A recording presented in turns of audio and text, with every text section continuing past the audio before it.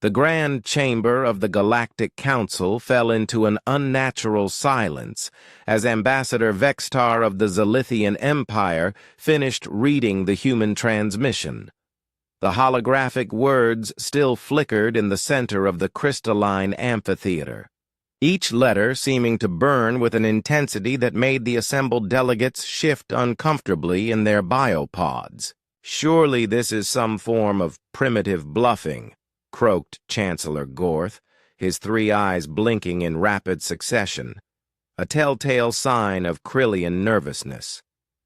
"The humans have been part of our galactic community for barely 50 cycles.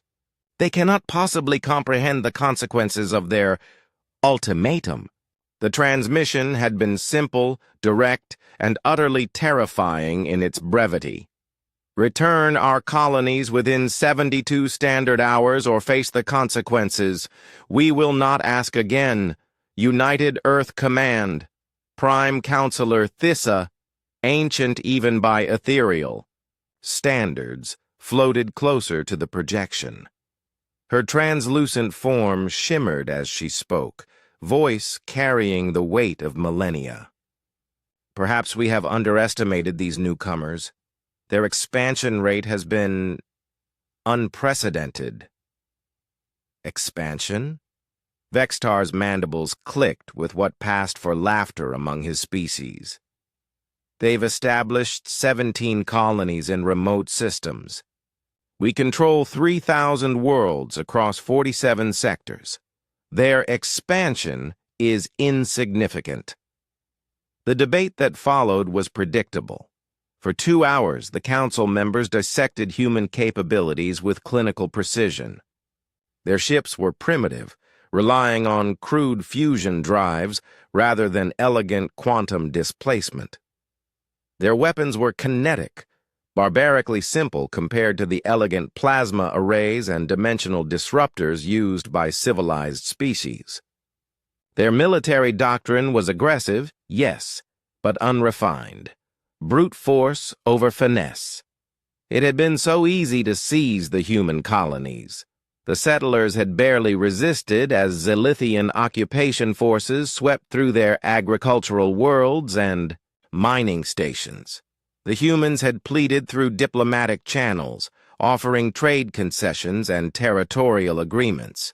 When those failed, they had threatened economic sanctions, a laughable concept to species that had controlled galactic commerce for millennia. Now they threatened military action. The Council found this almost endearing.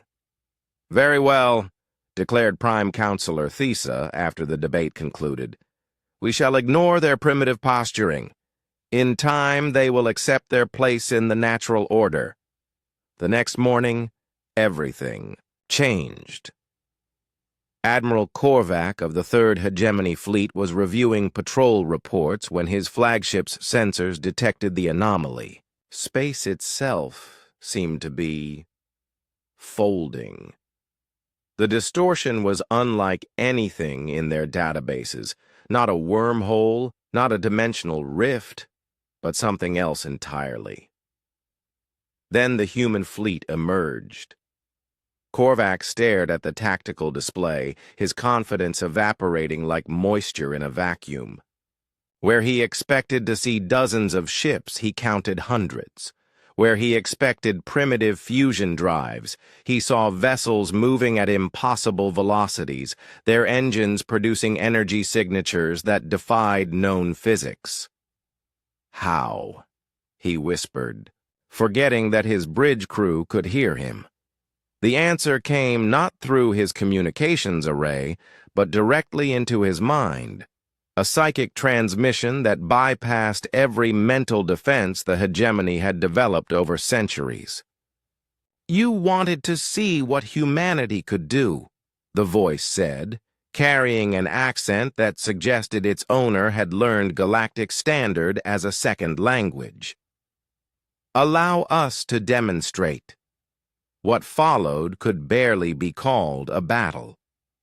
The human ships moved with precision that would have impressed the ancient ethereals, struck with force that would have given the warrior Krillians pause, and displayed tactical innovation that left the brilliant Zilithians speechless.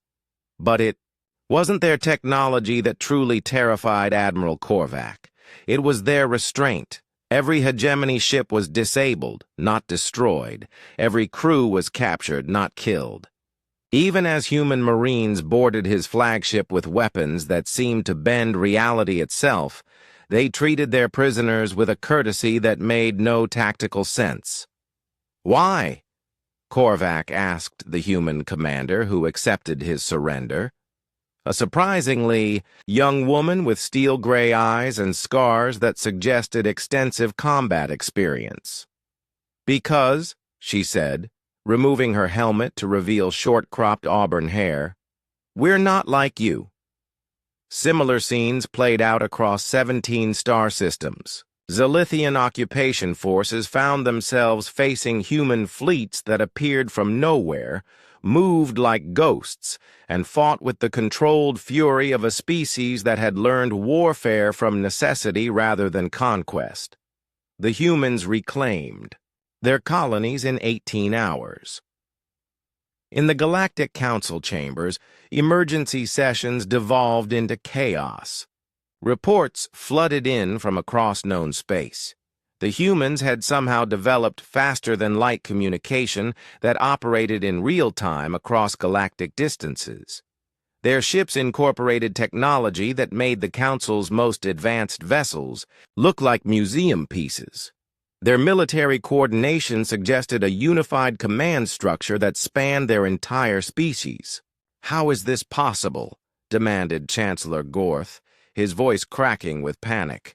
"Our intelligence indicated they were decades behind our technological curve."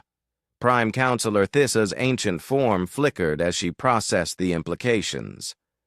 "Perhaps," she said slowly, "we mistook their restraint for weakness." The revelation came through intercepted human communications, transmitted in languages the Council's xenolinguists had never encountered. The humans had been holding back.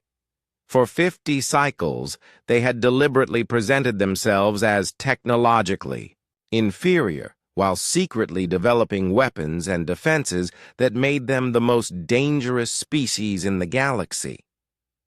The colonies they had established weren't agricultural settlements or mining operations.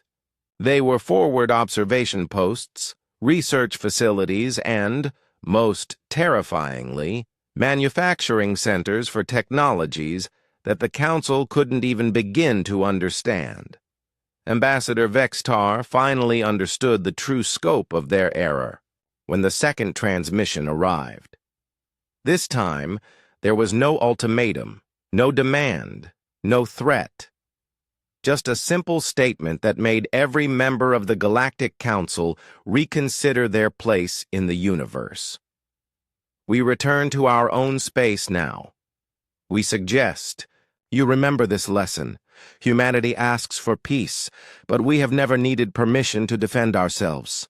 The human fleets vanished as suddenly as they had appeared, leaving behind a galaxy that would never again underestimate the quiet species from the third planet of an unremarkable yellow star. In the council chambers, the silence stretched on, broken only by the sound of delegates quietly updating their species' diplomatic protocols regarding Earth.